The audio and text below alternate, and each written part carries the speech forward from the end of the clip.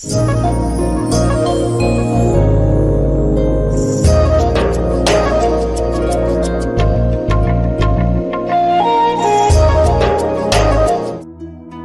प्रकृति में अनेक प्रकार की योनियां पाई जाती हैं,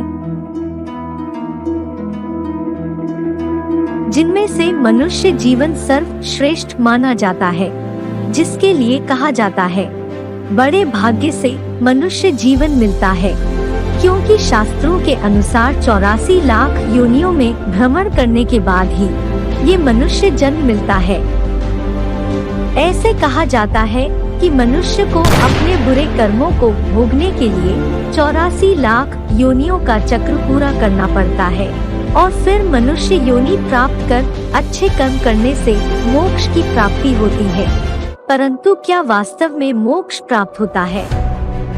क्या अपने किए बुरे कर्मों का परिणाम भुगतने के लिए मनुष्य को अन्य योनियों में जाना आवश्यक है? आज इन सभी बातों की सत्यता का स्पष्टीकरण कुछ तथ्यों के आधार पर बताते हैं। जैसा बीज बोया जाता है वैसा ही वृक्ष बनता है। आम का बीज बोने से आम का ही वृक्ष बनता है। आम के बीज से केला नहीं पैदा हो सकता है। एक ही बीज को बार बार बोने से उसकी शक्ति कम हो सकती है, परंतु बीज की जाति नहीं बदल सकती है। जैसे गेहूं से चावल नहीं बन सकता है, तो वैसे ही आत्मा भी एक बीज है, जिसे मुस्लिम धर्म में रूह और क्रिश्चियंस में स्पिरिट कहा जाता है। साइंस जिसे एनर्जी मानती है, जिसके लिए साइंस का सिद्धांत है कि energy is neither created nor destroy, अर्थात आत्मा शाश्वत है, वह ना तो रची जाती है और ना ही उसका विनाश होता है। बौद्धिक प्राणी होने के कारण हम मनुष्यों का हिसाब किताब मनुष्यों के साथ हो रहा है, तो अगला जन्म भी मनुष्यों के साथ ही होना चाहिए। अगर 84 लाख योनियों में भ्रमण करना अनिवार्य होता तो मनुष्य की संख्या बहुत कम होनी चाहिए थी, परंतु जनसंख्या तो लगातार बढ़ती ही जा रही है। दूसरी ओर ऐसी बहुत सी योनियां हैं जो लोप होती जा रही हैं। जब प्रजातियां ही लोप हो रही है, तो फिर 84 लाख योनियों का चक्र कैसे पूरा कह सकते हैं? मनुष्य को अगर अपने पाप कर्मों का दंड भोगने के लिए अन्य योनि में जाना पड़ता है, तो फिर मनुष्य आज दुखी क्यों है? सभी मनुष्य सुखी होना चाहिए, परंतु आज देखा जाए तो मनुष्य गधे की तरह भार वहन कर रहा है। शेर की तरह खूंखार और कीड़े मकोड़े की तरह एक दूसरे के लिए दुखदायी बन गए हैं। अपने पापों का दंड मनुष्य योनि में ही अंधे, लंगड़े, कोढ़ी, सड़कों के किनारे रोटी के एक टुकड़े के लिए तरस कर सर्दियों में मर जाते हैं और अमीरों के कुत्ते कारों में घूमते हैं। उनकी देख रेख पर ध्यान दिया जाता है। आज कुत्तों को मिलता है दूध भात और बच्चे भूखों चिल्लाते हैं। आज दुनिया में सुख उनके लिए है जिनके पास धन है, वे इसी दुनिया में स्वर्ग समझते हैं। बाकी गरीबों के लिए ये दुनिया नरक ही नहीं, रौरव नरक के समान है। अमीर बहुव्यंजन खाते हैं और गरीबों को रोटी का एक टुकड़ा भी नसीब नहीं होता है। ऐसे गांव भी हैं जहां लोग मिट्टी की रोटी खाकर गुजारा करते हैं। गरीबी के लिए तो कवियों ने भी कहा है, ना ही दरिद्रसम पातक पुंजा, अर्थात जब बहुत पाप करते हैं तो गरीबी नसीब होती है। डार्विन थ्योरी के अनुसार ये बताया गया कि मनुष्य पहले बंदर था, परंतु किसी ने ये विचार नहीं किया कि अगर मनुष्यों के पूर्वज बंदर थे तो बाकी बंदर मनुष्य क्यों नहीं बने? बंदरों की जाति विकसित क्यों होती गई? सभी बंदरों को मनुष्य ही बनते रहना चाहिए। आज डार्विन थ्योरी गलत होने पर भी विज्ञान को मानने वाले कुछ तो संशय में हैं और कुछ इस थ्योरी को सत्य सिद्ध करने में लगे हुए हैं। पुनर्जन्म पर भारतीय एवं विदेशी वैज्ञानिकों द्वारा की गई सैकड़ों रिसर्चेस में से एक में भी किसी व्यक्ति ने ये नहीं बताया कि वो पिछले जन्म में कोई जानवर या पशु पक्षी थे, बल्कि सभी ने मनुष्य योनि का ही जिक्र किया है। शास्त्रों में एक जगह 84 लाख योनि का चक्र बताया गया है। वहीं दूसरी ओर शास्त्रों में कुछ ऐसे मिसाल भी हैं जहां मनुष्य को मनुष्य योनि में ही पुनर्जन्म लेते बताया है। जैसे महाभारत में शिखंडी जो पूर्व जन्म में अम्बा थी, द्रौपदी पूर्व जन्म में शिव भक्त थी, देवकी वसुदेव, यशोदानंद आदि ऐसे अनेक शास्त्रों की बातें हैं। शास्त्रों की बातों का अपने में ही कोई तालमेल नहीं मिलता है। किसी भी बात का कोई प्रमाण नहीं है, क्योंकि समयानुसार इन शास्त्रों में काफी फेर बदल हुई है, जिसमें सत्य लोप हो गया है।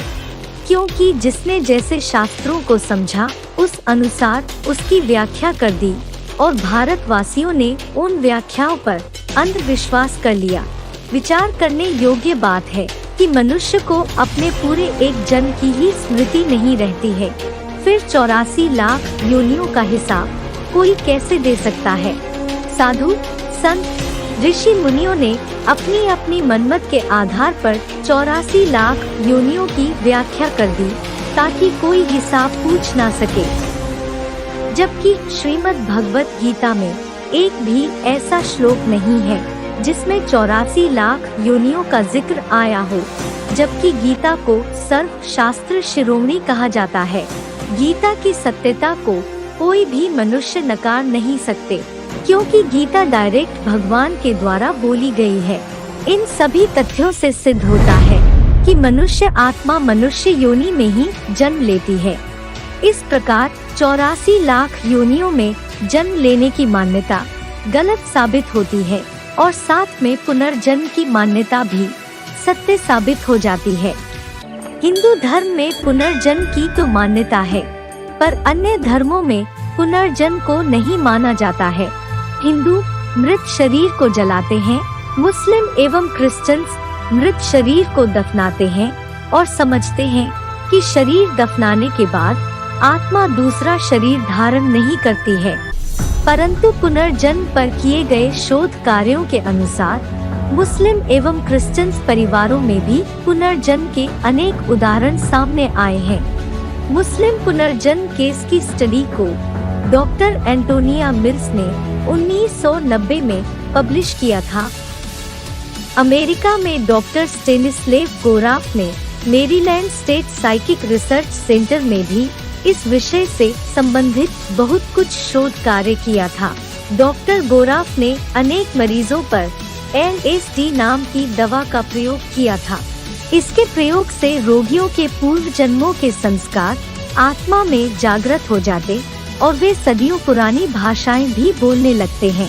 इन सब रोगियों से भी मनुष्य योनि के सिवाय दूसरी किसी योनि का अनुभव नहीं सुना गया। पुनर्जन्म की विश्व प्रसिद्ध घटना सन 1930 में दिल्ली में शांति देवी नाम की एक 4 साल की बच्ची द्वारा पुनर्जन्म के दावे पर महात्मा गांधी जी ने भी एक जांच विभाग को लगाया था और पुनर्जन्म का दावा सत्य प्रमाणित हुआ। और डॉक्टर इयन स्टीवनसन ने एशिया, अमेरिका, यूरोप और मिडिल ईस्ट जैसे कंट्रीज में 1000 से ऊपर केसेस पर स्टडी करके पाया कि पुनर्जन्म एक फैक्ट है और कई पुस्तकें भी इसी पर लिखी। पुनर्जन्म तो हर धर्म वालों के होते हैं, क्योंकि जन्म का संबंध कर्म से होता है, धर्म से नहीं।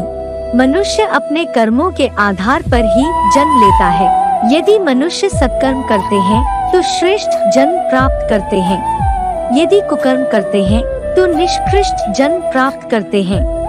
यही कारण है कि आज कोई गरीब परिवार में जन्मता है और कोई अमीर परिवार में, लेकिन जन्म मरण के चक्र से छूट नहीं सकते हैं।